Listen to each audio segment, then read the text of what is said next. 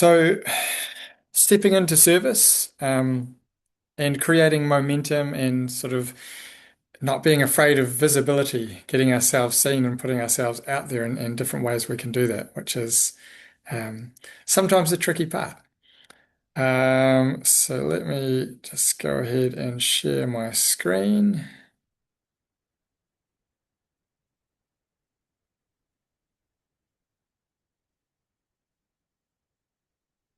Okay. Move that one down there. Okay, you guys able to see that okay? Yeah, awesome. And all right, so stepping into service, visibility, and creating momentum. This is quite important, firstly, of how we look at certain things, and putting ourselves out there is often a tricky part for people who are spiritually minded. There tends to be a lot of introverts in this field, and it can be daunting in a way to make ourselves more visible and put ourselves out there. So, we want to look at some different ways that we can sort of reframe how we are thinking about things, and then a bunch of ideas and how we can get that momentum rolling a little more.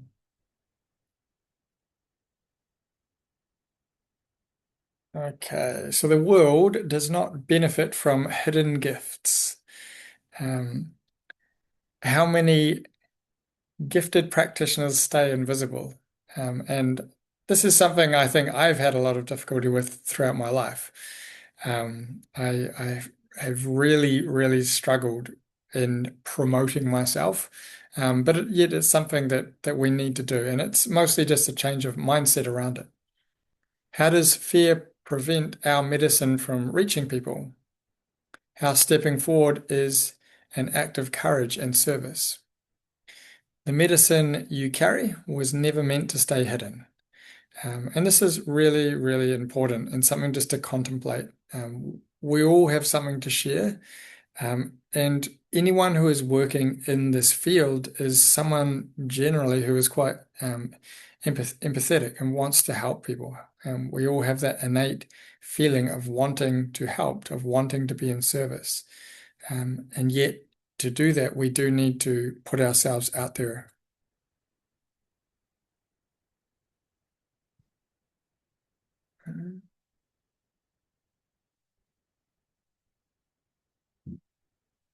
So I'm just trying to move this off my screen. There we go. Whoops. Okay. Moving from fear to contribution. Many practitioners hold themselves back because they worry about what others may think, or a fear of judgment, a fear of failure, or a fear of visibility. So these are some things that we've sort of covered already, but we're going to look from a slightly different angle. If we wait until nobody judges us, we may never begin, obviously, and failure is often a part of learning and refinement. Being visible is not about ego, it's about allowing people who need your work to find you. So, this is something really important to contemplate and consider. That it's not ego driven. What we are trying to do in getting ourselves out there is not about merely self-promotion, but it's about allowing people to find us. We want to be able to help people, but people need a way of being able to find and discover us and what we're doing, what we're offering.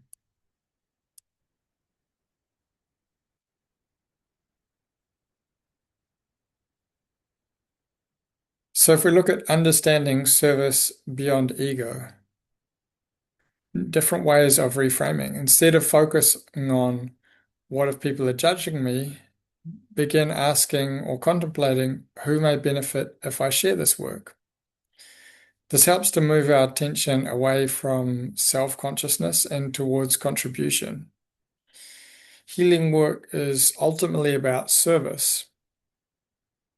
The work becomes stronger when we focus on the helping rather than proving ourselves. And authentic service naturally creates connection and trust. When purpose becomes greater than fear, then movement or momentum begins to happen. And this again, it's a really important concept to consider that when we do this type of work, that we are in service. And it doesn't mean that we shouldn't value ourselves financially or restrict what we're trying to earn. But when we are coming from the intent of helping, the intent of serving someone, the intent of trying to really move someone from a point A to B in their journey of whether it is health or wellness or energetic awareness, spiritual growth, whatever it may be, if we're coming from an essence of service, being of service to that person, it can really help a lot rather than just necessarily trying to promote ourselves and promote our business. Having that service factor is really important, and I guess it lends to the authenticity of what we're offering.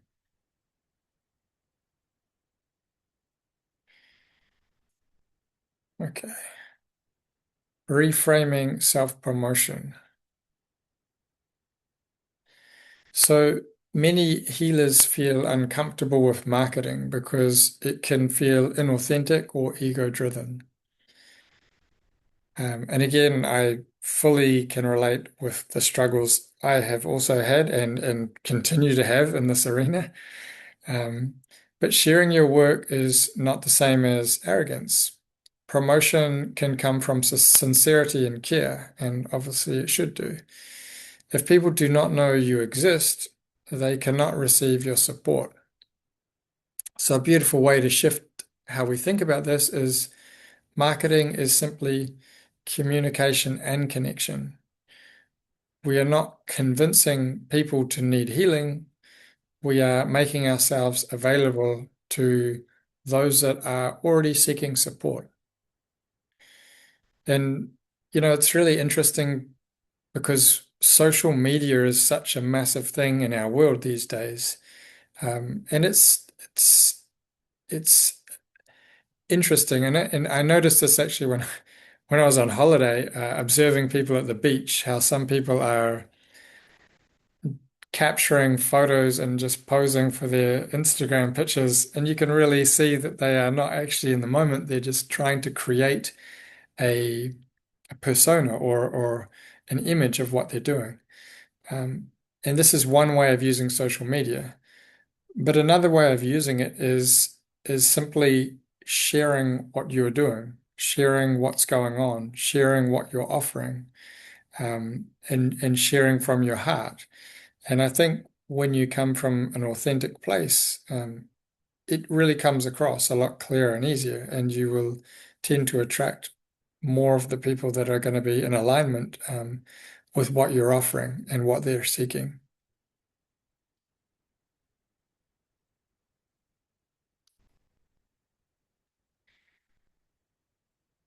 So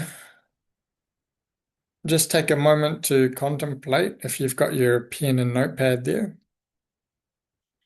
and just jot down what comes into your mind. What fears, if any, are currently stopping you from fully stepping forward? What fears are currently stopping you from fully stepping forward?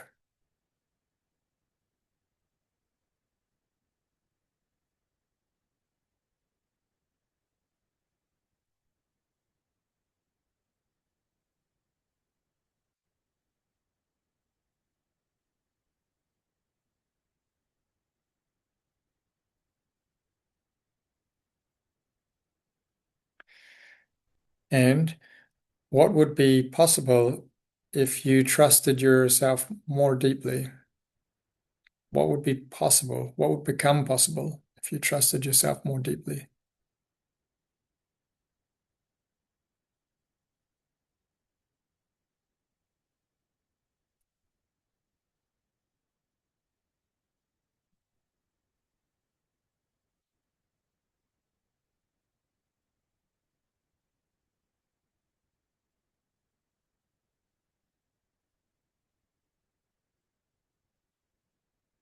And Who may benefit if you stop hiding your gifts? Well, maybe not necessarily if you stop hiding, but who may benefit if you are offering freely or really putting your gifts out there to be shared? Who may benefit?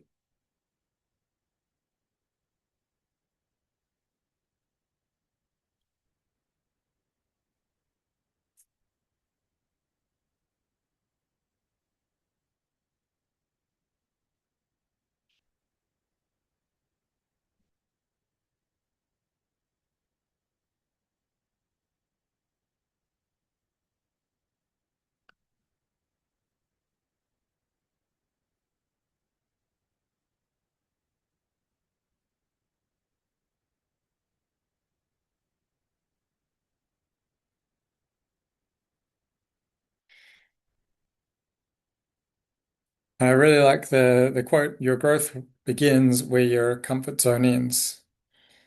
All too often, we love to keep ourselves within our comfort zone. Um, but when we challenge ourselves just to go that little bit beyond, um, that is where the magic happens.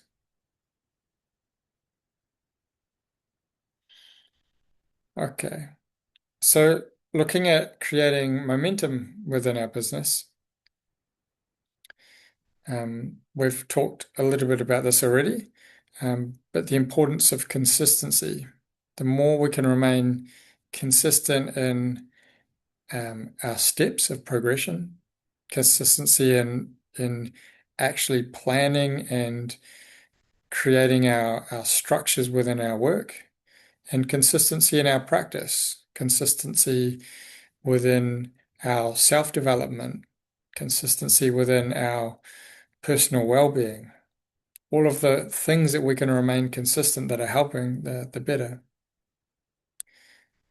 Small repeated actions versus waiting for perfection. And again, this is a point I keep reiterating again and again and again.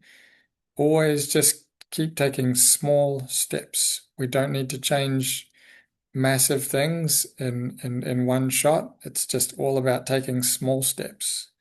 And eventually, all of those small steps keep adding up to be um, a whole new direction or a whole new plan or a whole new reality.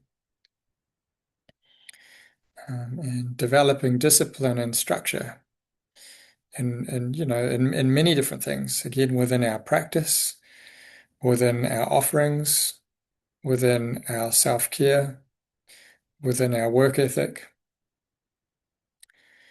and energy management for practitioners. So energy management is all about looking after ourselves. It's about making sure that when we are working, that we are coming from a place where we are centered, where we are feeling grounded, where we are feeling like our cup is already full and we're not sort of running on empty. All of these 4 points are really important, which is why I just keep touching into them. Okay, finding and connecting with clients. So we're going to go through a stack of, I guess, brainstorm of ideas uh, of how you can reach out. Because obviously, we have the skills, we have the tools, we have the space, some of us. Um, and the thing that we can often struggle with is actually getting people in the door. How do we find people? How do we manage to connect with people? And it seems to get harder and harder because people's attention spans are more and more dispersed. So we do have to be creative. But before we get into that, just a few points.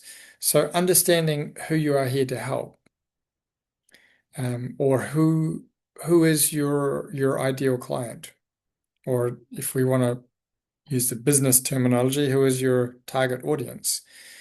Um, sound healing can help anyone, as we know, but it does help if you know exactly the audience that you are trying to speak to, which takes us into the next point, speaking to people's real problems.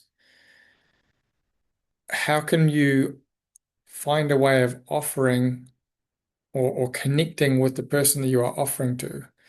How are you going to relate to them and express to them in a way that they can understand and they can connect with? Building genuine relationships. And we'll talk more about this shortly, but building genuine relationships is about building relationships with your clients, building relationships with other colleagues that you may work with or collaborate with, building relationships with perhaps venues that you might use or collaborate with. The more relationships that you can build with that genuine authenticity lends itself to go a long way. Word of mouth and community building is obviously very important with this type of work. And the power of holding integrity in your interactions, which I think most of us in this realm are hopefully fairly good at. So now we go into just looking at a huge range of ideas, and we're going to look at how we could possibly attract clients for one-on-one work, and we're also going to look at how we could attract more business if we are going down the sound journey or sound bath route or group sessions. And the idea with these sort of lists is that it is a brainstorm. It's not a case of you need to do all of these things. But for now, it is about just taking one or two steps that resonate with you, that you can relate to, that you could integrate with what you are doing, and then going from there. But like always, I'll send all these files through, so you've got these just to refer back to and to generate new ideas also. So if we look first at sort of foundational and local approaches, we could offer introductory sessions at a reduced first-time rate. People always love a good bargain to start off with, but it doesn't always mean that you want to always be offering a low rate, just for an introductory sort of session, making it seem like it's a promotion or a special offer for a seasonal rate even. Sometimes I might do a Mother's Day special or a birthday special, things like that.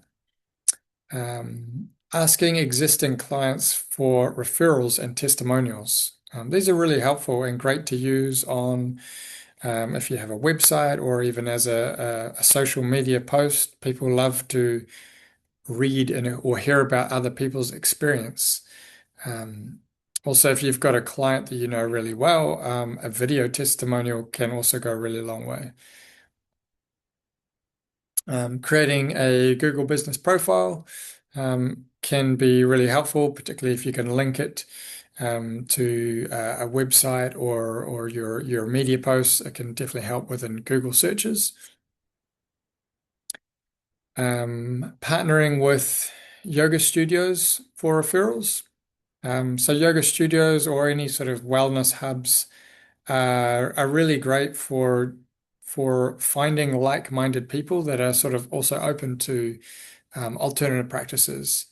You know, if you've got local yoga studios that you can put a flyer up on a notice board or leave your business cards there, those sorts of things are great.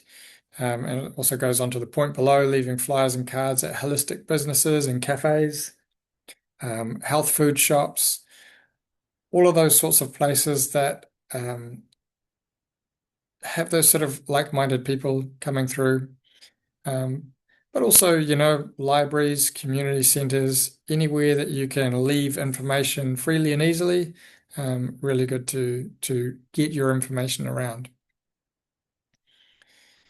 Networking with other practitioners like massage therapists, naturopaths, counselors, anyone, you know, within the field of wanting to help people, particularly if you've got friends.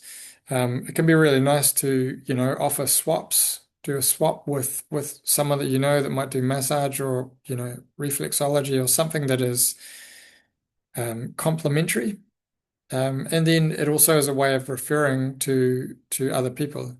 I normally have a few people that I refer people to if I know there's someone out there that can help someone with something specific or niche, I might say, oh, this could also be a really complementary therapy if you wanted to look into fill this gap, for example. Um, but the more people you have within that network circle, then you can obviously support each other in your work. There's yeah, just to give you an example of how I sometimes work with that, there's a naturopath. She often recommends me, and then I often recommend her. And sometimes, if the client is comfortable, we often will exchange not information, but share a little bit about what we're doing. So then it layers and we know how each other is working with that person. And that way it can be actually really powerful and help quite considerably someone's growth. Um, and I also do have a psychologist that I work with a little bit in that way as well. Um, Offering mini sessions at local wellness events or markets. This is, I can't emphasize that this is really, really effective. I haven't actually done this for a number of years. But the last time I did do it, I can't even remember what it was. It was a wellness expo of some sort.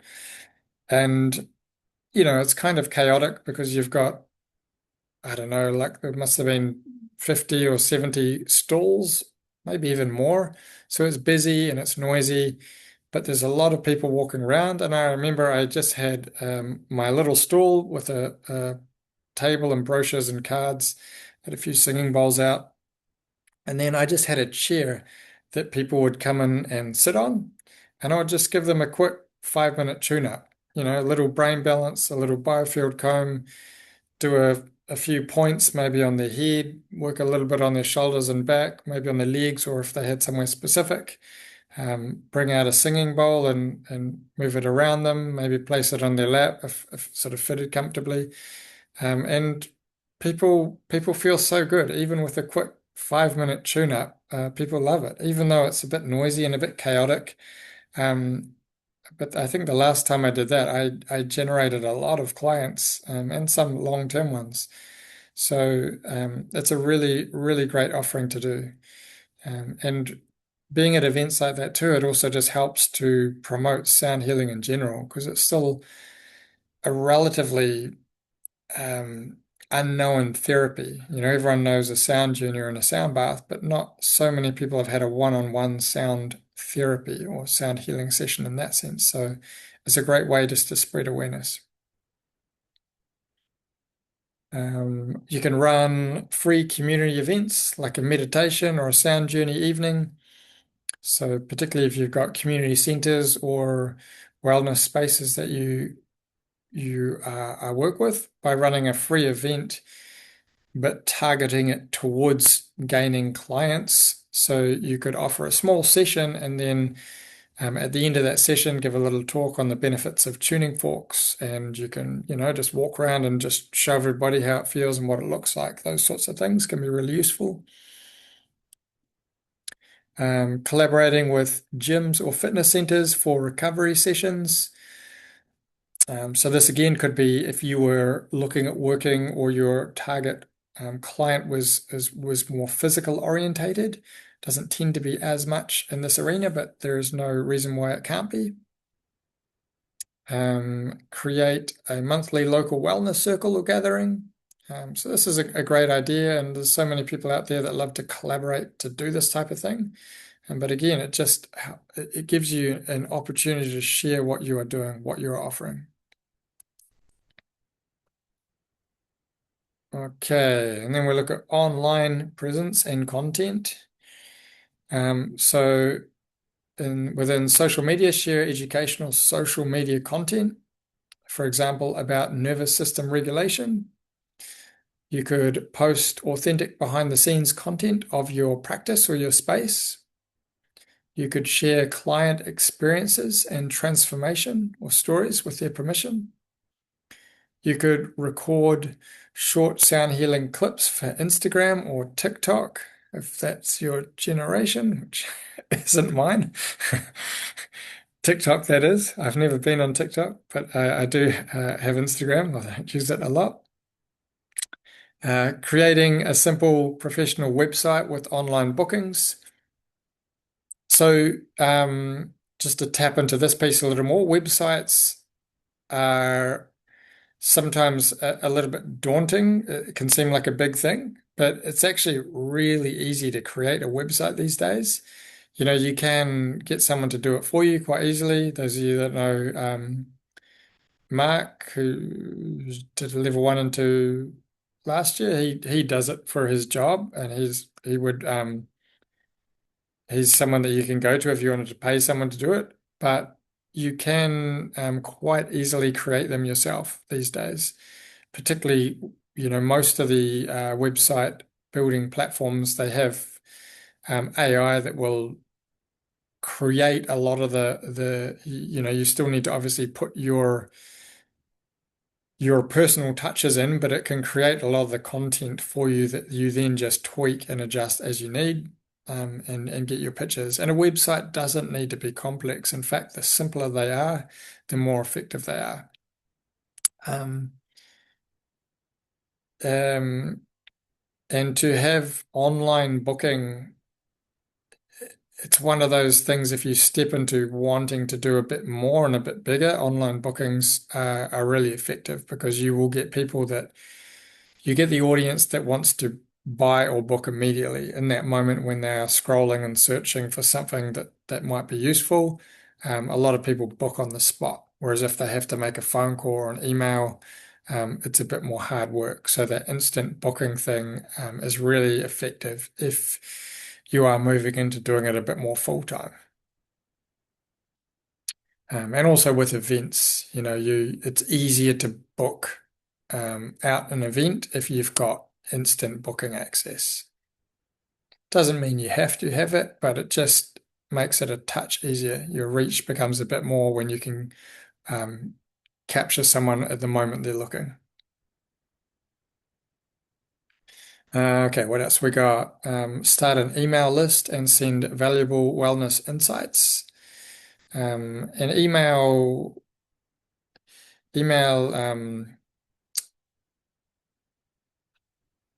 campaigns tend to be quite effective. I think they've kind of gone through a bit of a bell curve. If they were less effective, then they became quite effective. Um, and then they went down and I feel like they're coming back up again. As long as you're not spamming people too much, I think we've all got those emails coming into our inbox that come in daily from some people, and you just don't open them anymore because it's too frequent.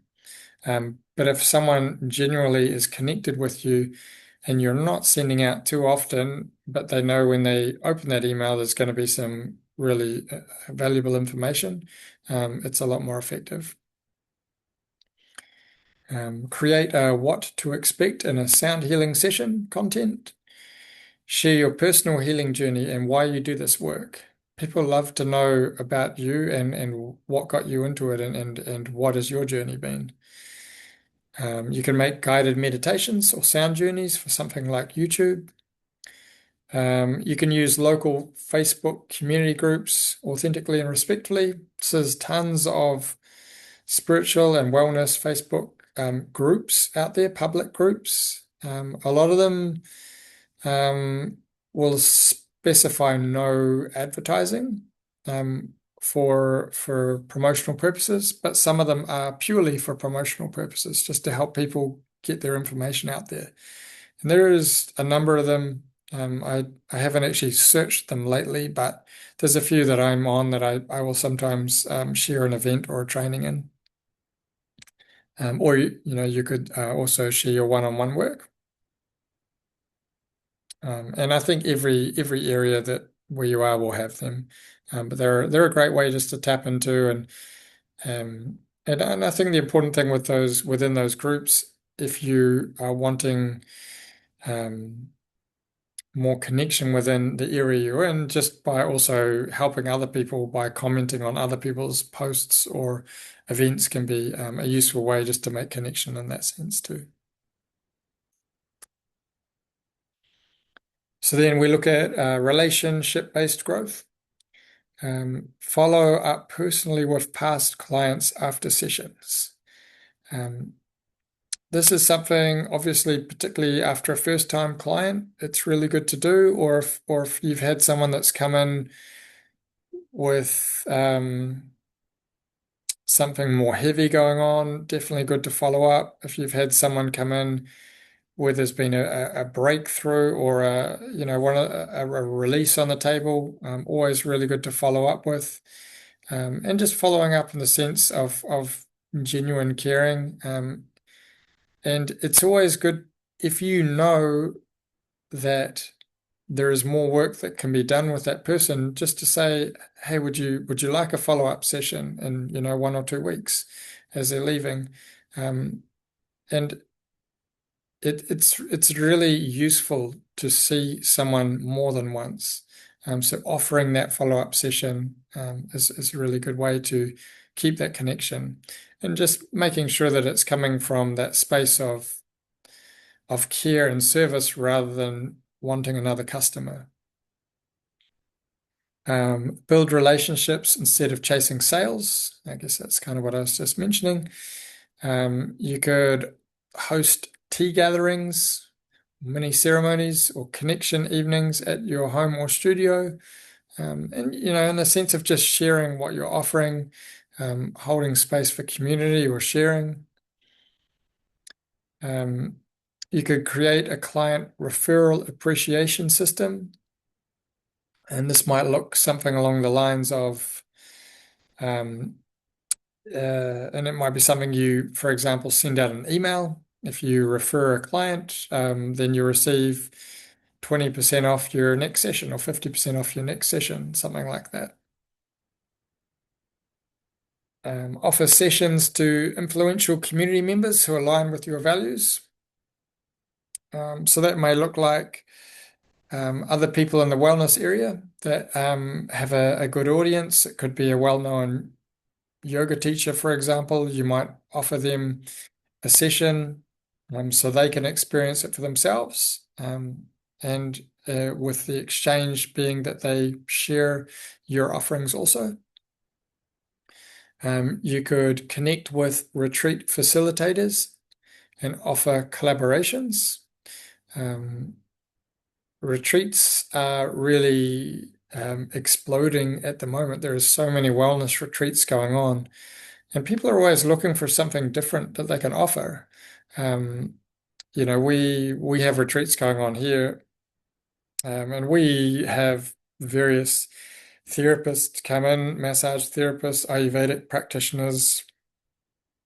For us, we're always looking for someone who's able to bring some value and some offering that might be a little bit different. So within your areas, there will be wellness retreats happening around. You can reach out to people and just say, hey, would you be interested in offering sound therapy sessions to your clients or guests? And, it could be a full 1 hour session, could just be short 20-minute or half an hour sessions. Those collaborations can be effective. You can support local conscious community events. That's a great way to sort of become known organically. You can develop relationships with mental health and wellness practitioners to open to complementary therapies. Like I mentioned, I work with a psychiatrist that sometimes sends me clients. I don't often send them clients, but they are quite good at knowing when there's someone who could benefit from sound and who's open to that sort of thing. So, yeah, all those relationships you can build can really help. Okay, and then creative and outside of the box ideas. Offer sound reset sessions for stressed business owners or professionals. There's a lot of people in the corporate world that definitely need this type of work. And there's a lot of businesses out there that have budgets for wellness these days. I do some work within some corporations. I work with an oil and gas place in town here. I've worked with PowerCo, the hospital, various places that they have budget to keep their staff happy and feeling good. So finding ways into those avenues can be really great. You can create niche offerings, things like grief support sessions, couples sound healing, mothers support sessions, trauma-informed relaxation sessions, if you are more tapped into knowledge in that arena, athlete recovery sessions, corporate nervous system reset sessions, end of year burnout recovery packages. The list can kind of go on and on here. You can sort of find, um, whatever avenue that you wanted to work within. But these are just some ideas, right? The list is infinite. Okay, and then, there's other things we can look at too, unique venues. Obviously, this depends a little bit on your location and seasons and all sorts, but just to think outside of the box, you can be offering sessions at a beach. You could be offering sessions in a forest. How amazing would that be, having a massage table set up in a forest somewhere, receiving a sound healing session? The birds would be helping too. Um, you could be offering mobile sound healing. I know a few people that do that also with massage, where you just have your table in the car and you turn up to people's houses and set up and do the sessions. You could do home visits for people that are unable to travel. On the other end of the scale, you could get your business cards and a brochure into luxury Airbnbs where they've got their folders of different things that they can offer. Retreat center residencies. There's retreat centers out there that have staff that are available when there's a retreat on, and it might be a massage therapist, a sound therapist. All these things are becoming more common. And building trust and authority. So things like when you're obviously more confident in what you're doing and what you're offering, speaking at wellness events, offering workshops at festivals, writing wellness articles or blogs. You could start a podcast or an interview series to do with sound or healing. Or you could appear on local podcasts that you might know people that are hosting them. You could teach small educational classes. So some of this might be a little further down the track, but this is just ideas to keep things snowballing. Okay, then we look at the same sort of thing, but for looking into sound journeys and sound baths. So some of this will naturally overlap a little bit. Um, but looking at wellness and community spaces. So we can partner with yoga studios for regular weekly sound baths. I know, a couple of friends in the States where there are actually sound journey or sound bath centers opening up. That's all they do. There is 4 sound journeys a day, 2 in the morning, 1 in the afternoon, or 2 in the evening, something like that. And people can turn up to a sound journey, almost any time of the day. Obviously, this is America. There's a lot bigger market and audience, particularly for wellness stuff. But the idea is that regular sound journeys are becoming more and more common in places. So, there may be a yoga studio or a wellness center near you that would be interested in having you do one a week just on their schedule. It's a little tricky in the sense that it tends to be a lot of work for a practitioner to move all their gear in and out. But it could be a possibility. Offering events at wellness centers or holistic clinics, collaborate with meditation groups and spiritual communities. Sound journeys or sound bath is such a beautiful piece to add into almost any wellness day or wellness afternoon or wellness evening, whether it's paired with a cacao ceremony or a breath work or a yoga meditation sound sort of program. You can run community sound journeys at local halls or studios, offer sessions at retreat centers, create monthly themed sound journey events. And people quite like the idea of a different themed event. I used to do them quite often. I might base a sound journey on the season or the solstice or the what the moon cycle was, or creating a healing your inner child sound journey, and you're just using your words to guide and deliver the theme, and then also your energy is how you're holding the space with the sound. Host donation-based community evenings to build awareness and audience. You could offer sound journeys at conscious festivals and expos. You can partner with gyms for recovery and nervous system reset events. You could run outdoor or nature-based sound journeys at beaches, forests, or park. And then if we look at corporate and professional opportunities, you could offer corporate stress relief and nervous system regulation systems, create workplace wellness packages for companies, partner with co-working spaces for mindfulness evenings, offer burnout or recovery events for professionals, create lunchtime relaxation sessions for office teams, collaborate with leadership or business retreats. And these are really good offerings, the corporate world, when you can find one or two businesses that align with what you offer.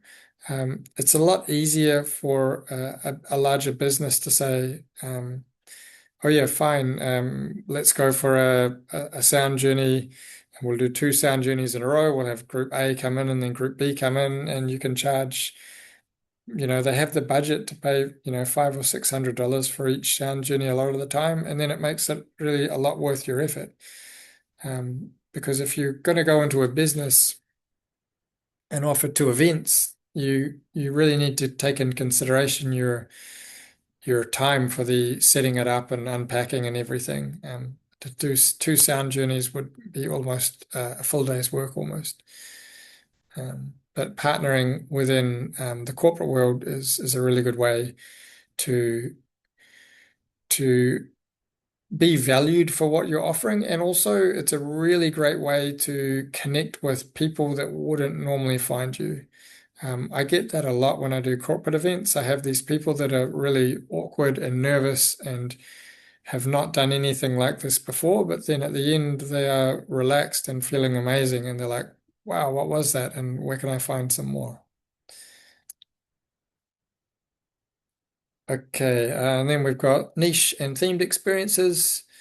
So you can look at things like full moon or new moon sound journeys, couples connection sound baths, pregnancy and mothers relaxation systems, men's or women's healing circles with sound integration, grief support and emotional release sound journeys, if that's what your experience is in, breathwork and sound healing combination events, cacao ceremonies and sound immersion evenings, trauma-informed relaxation sessions, again, if that's your niche, sleep and deep rest themed sound baths, seasonal reset or transformational workshops. So again, the themed list is kind of endless what you can do there.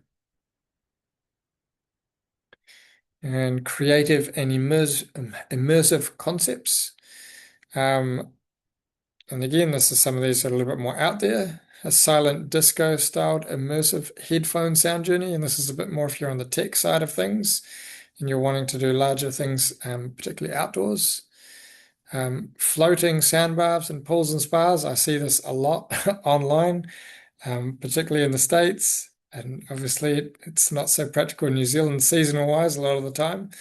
But it's definitely on trend at the moment. People on their lilos in the pool having a sound bath. Um, sunset or sunrise beach sound healing sessions, multi-sensorial events with aromatherapy, visuals, or light and meditation. Again, options are endless, particularly if you're collaborating with people that do cool stuff.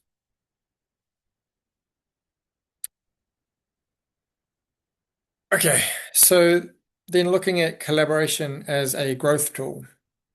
So potential collaborators, again, this is just topping up on things we've talked about.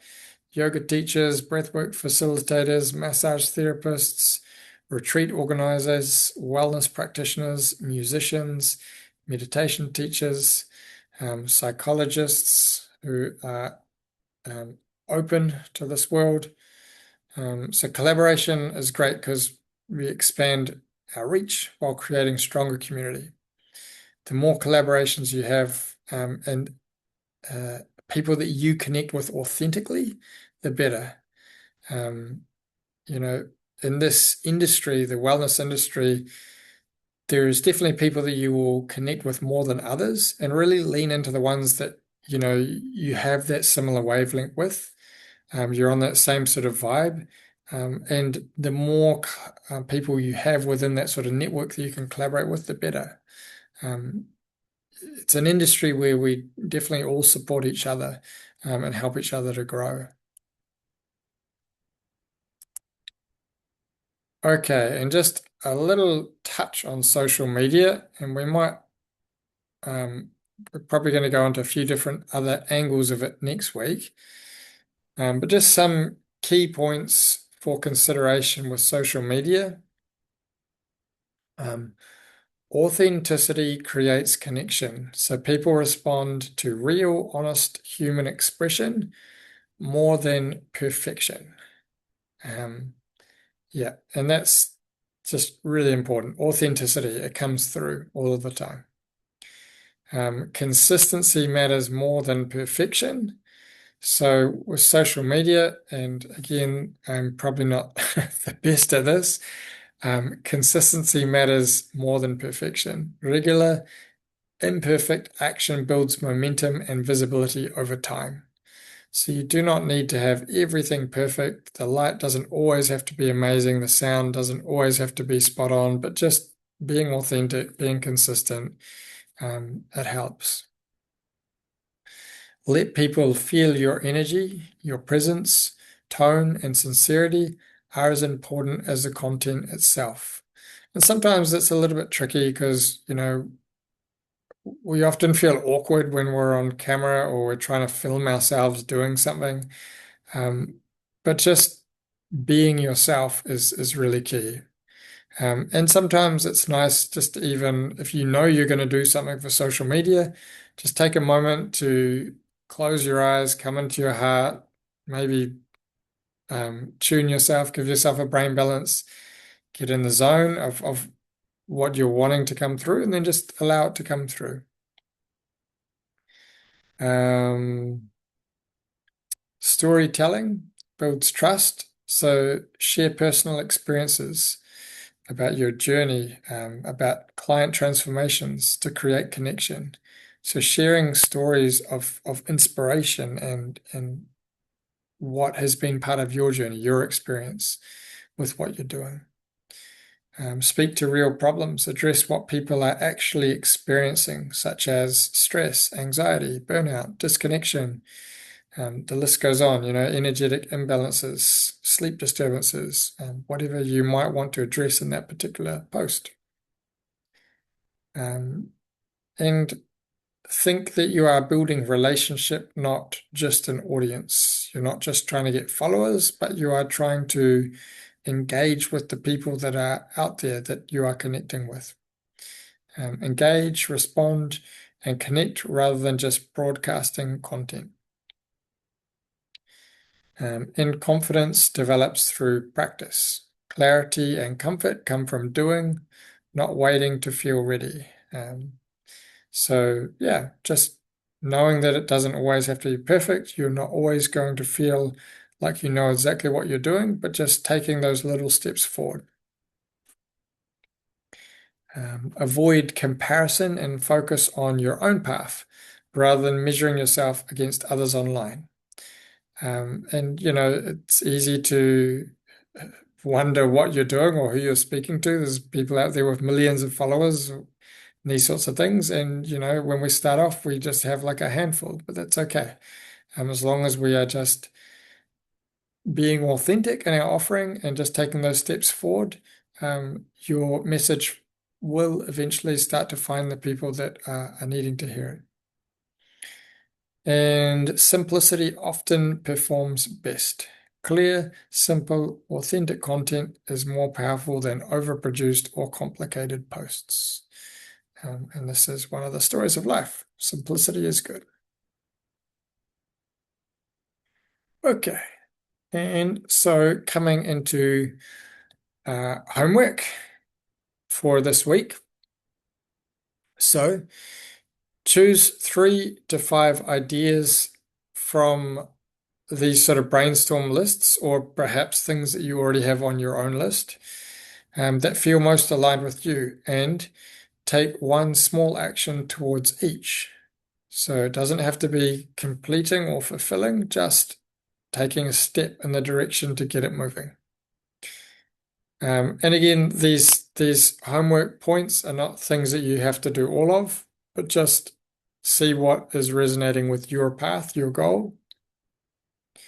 Reach out to at least 2 potential collaborators, yoga studios, wellness spaces, practitioners, or community groups, and just put yourself out there for a collaboration. Doesn't mean it will happen instantly, but just allow people to know that you are open to collaborating, that you are there to work with. Create or refine one clear offering for either one-on-one sessions or group sound journeys. So that could be your offering might be a one-on-one special. You might be offering a winter special for a sound session with you at a reduced price.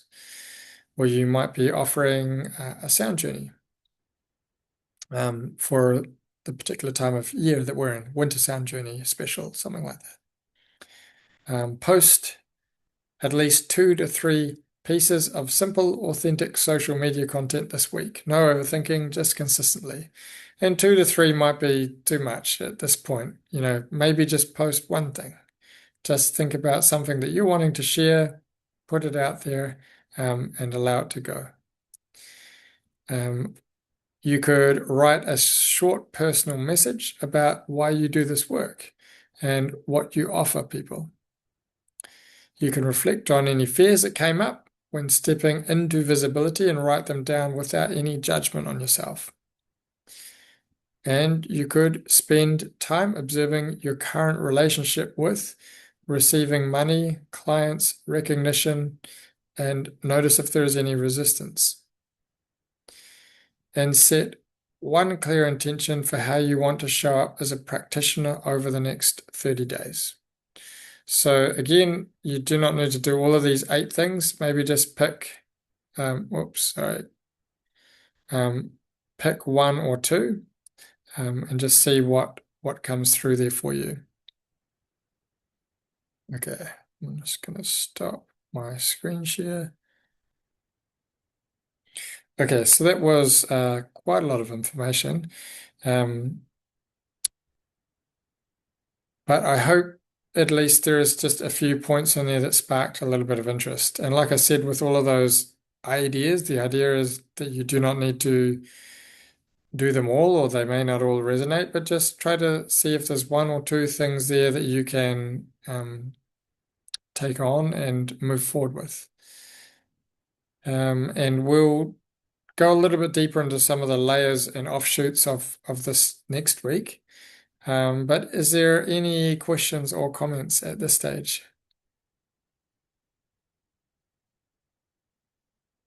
No, all good. Any questions on anything at all? This related or otherwise related sound questions?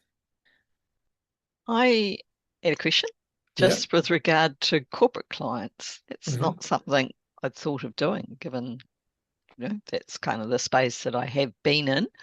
Yeah. Um, so you do that, and Yes. people and corporate clients are open to Is it individual sessions where people might be feeling a bit stressed and you're there at a certain time of the week? Is it, how does it, can I ask? What Yep. what you So I've got a few different things that I do within the corporate space. So we offer events where they come to us and they'll come for might be just a sound journey, or it might be a yoga, sound journey, meditation. They have some lunch. It might be part of a workshop that they're doing that we're just doing a part of. And then there's offerings where I go into the workplace and I do sound journeys in the workplace. I do sometimes do one-on-one work. That's something I would like to do more of, is finding spaces where yeah, I can go and set up a table and be there for the day and just offer sessions. There are a couple mm. of I don't have anyone consistent for that, but I do it occasionally. Um, Oh, so yeah, those are the ways that I sort of have worked within that it's space. neat, right, because of the stress and absolutely. Oh, sorry, you're breaking up a little bit. I couldn't quite hear you then. Yeah, so I was just saying is there is a huge need for this Yes, for sure. absolutely. Yeah, because the stress in the Yeah. workplace. Yeah. Yeah, and the one-on-one sessions, I think if that's something that you can tap into, that's a really Mm, powerful spot to be because it's easy. Going for a sound journey is a lot of work of taking equipment, setting up, unpacking, taking it mm, home. mm, Whereas in going for a day or 6 or 7 hours with your massage table, just taking your tuning forks and a couple of bowls and then seeing 6 or 7 clients, mm, um, that's an effective way to go. mm, And a mm. lot of Cool. businesses have got wellness rooms these days where you've got a space you can set up in. Mm, cool. Thank you. Yeah. Hmm. Any other questions at all? In those spaces, Ram, are you speaking with people who already understand what it is that you offer and your point of difference, or are you doing the education to somebody first to sort of get that entry in?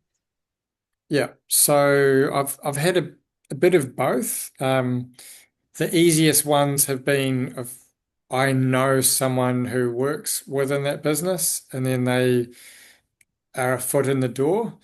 But I have also approached people, businesses that I taught yoga at or something like that, and then said, "Hey, would you be interested in this? This is something I can offer." And then normally the people that are coming for a session have no idea what they're in for. They're just coming because they've been suggested to go for a relaxation part of the day, which is for most people a great escape from the office or the desk. And yeah, I personally really love to work on people who have no idea what's coming. It's sometimes it's a little bit tricky for them to relax at start when they're in the office, but most people are really blissed out by the end. Because for me, one of my things that I'm struggling with is what is my point of difference? Because it's there are lots of people out there offering all sorts of things and doing it in incredible ways, and I still don't really know yet what my little point of difference is. So I Hmm. guess I do it more that I'm hoping that will become clearer, but having a sort of a vague spiel of something around, nervous system relaxation and some sort of supported guided meditation, those seem to be things that even most lay people have had some brush up against these days. Yeah, yeah. No, I think you have an amazing point of difference because of your experience of your field of work, and then combined with It's just trying to sort of get the medical system to hmm, embrace it. yeah, yeah, yeah, yeah. And it's happening. Yeah. In New Zealand slower than other countries. I know in Mexico the integrative work between allopathic and holistic is becoming really, really close. There's a lot of centers there that have both just side by side. And I know we have one GP center in New Plymouth that's quite holistic based, and they work with alternate practitioners as well. So that integration is happening slowly. Hopefully, it will pick up a bit more. Mm. I'll just share. So over here in Brisbane, I'm doing some study at the moment with an institute, and I'm one of very few in the course that's not from a medical background, and all the other students are GPs and psychotherapists, psychiatrists. And that's been, for me, that's been amazing to be part of that and the conversations around that. But it's really evident that more and more general practitioners are looking for the holistic wraparound. They feel really disillusioned. The psychotherapists I've chatted to a lot, they're tired of the sort of relationship they have with some of their clients who have been with them for a long, long time, and really they just need some other support. So I know over here, a couple of the centres that I'm looking to work within, they have a room that they're renting out every day of the week for holistic practitioners. And in one of the places, there is a yoga, there is a breath work, they want the sound. And there's lots of places like this over here at the moment. So it's changing. And it's coming, I think. So yeah, that feels exciting to think that they are referring more complementary support. Mm. Yeah. Yeah. I have a question. It's probably a bit nerdy, given my policy background and whatnot, and accrediting social service providers, and a lot of that looked at like the social services we're delivering out in our communities. And I think something that I'm challenging myself in is, you go and study something, and then you start, you become accredited or whatever, and then you're deemed safe to be able to deliver this kind of service. And I think what I observe in the wellness industry is there's a lot of unregulated offerings, which creates, I think, a degree of skepticism among people that sound therapy would otherwise be beneficial to, but they're like, well, it's murky in terms of who's actually doing it and what credentials they have or what training, for example, that they've partaken in. And you talked about on training that you were maybe considering setting up some type of like body or and then that leads into another like related point. Like sometimes if we're talking about people that we want to serve or want to help, a lot of people who could benefit from this type of therapy is people whom have experienced harm, but often finances can be challenging. And so, it's all good and well to say we can refer all these services, but obviously there's a cost. And so with ACC, for example, they can fund certain holistic providers. And you talked about maybe, whether it would be something where we could be ACC accredited, which would mean we'd be able to be more accessible to some of those people in the lower demographic. So sorry, it was kind of two questions, but you get where I'm going. Yeah. And you talked about maybe working in that area with some other sound therapists to see if a body could be set up. Did you get any further with that, or is it still a dream? It is in the pipeline.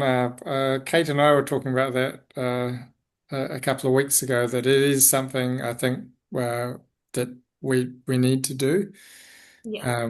as practitioners. I guess the key is we need to just create a sound healing or sound therapy association for New Zealand. And then have somewhat of a standardized system in place of practitioners that are actually reached a certain level or done a certain amount of training that are registered within that. So that is in the pipeline. I would like to get that set up, and if anyone does want to help in that process, you're very welcome to. So that's where my nerdiness comes in. Yeah. Because I devised a client intake form this Mhm. past couple of weeks, and part of that was just about making the process more streamlined. And sort of, yeah, and I'm happy to share that. Like I spent all this work on it, and I'm like, it's one of my areas that I do well in. So if that's something that's useful to everyone here, I'm happy to share that. But it's just like a quick questionnaire. But then even simple stuff, and this is where the nerdy accreditation background comes from, like, you know, how we hold on to client records, and how clients know that, you know, their records are safe with us, and there are laws that you have to comply with, and that's not to scare people who aren't aware of that stuff, but I think it just legitimizes what we're doing instead of you know, and for some people, yeah, I guess that's a barrier that they're not willing to access these kind of services because they don't know, you know, Sure. what they don't know about it. So it's just something I've been mulling over. So I can send it to you anyway, Ram, and I'd be happy to talk more about it because I probably have the expertise to be able to make some of it easier, just in terms of, yeah, we used to go out and assess social service providers and make sure that the programs that they were delivering were, you know, what they said they were. And it's not hard to observe that when you're in the field practicing this stuff, you see the changes. It's so incredible. So it's kind of hard to deny, you know, what's going on. But it's just, I guess, yeah, if we were to make this more accessible, that could be one way that we do it. Yeah. I definitely think we need to set up a Sound Healers Association for New Zealand. And yeah, ACC is something I haven't looked too deep into at this point, but it would be obviously amazing if that's a point that we could get to. Because I know osteopaths consider, like, they're ACC registered or can choose to be, but it's just hard because it's more burdensome because it means more compliance. And I guess compliance when you're, you know, when you're just starting out and you don't even have the clients to support a job, it's wouldn't be something you probably necessarily want to do. But yeah, it is interesting to think about anyway. Yeah. Thanks, Ram. Yeah, it's on my bucket list for this year to start the ball rolling in that direction. All right. Any other questions at all for tonight? Cool. All right. So keep taking the small steps forward. Keep taking the moments in your week to plan and think about the big picture. And keep checking in with your partner on how they're getting on and what they're up to, what they've done, what's happening. Yeah. And we'll see you guys again next week. And like always, if there's any questions or anything else pops up, feel free to message in the group or message me direct. I'm always happy to help. Cool. Thank you, Ram. No worries. Thanks, everyone. Have a good night. Thanks, everyone. Bye. Bye.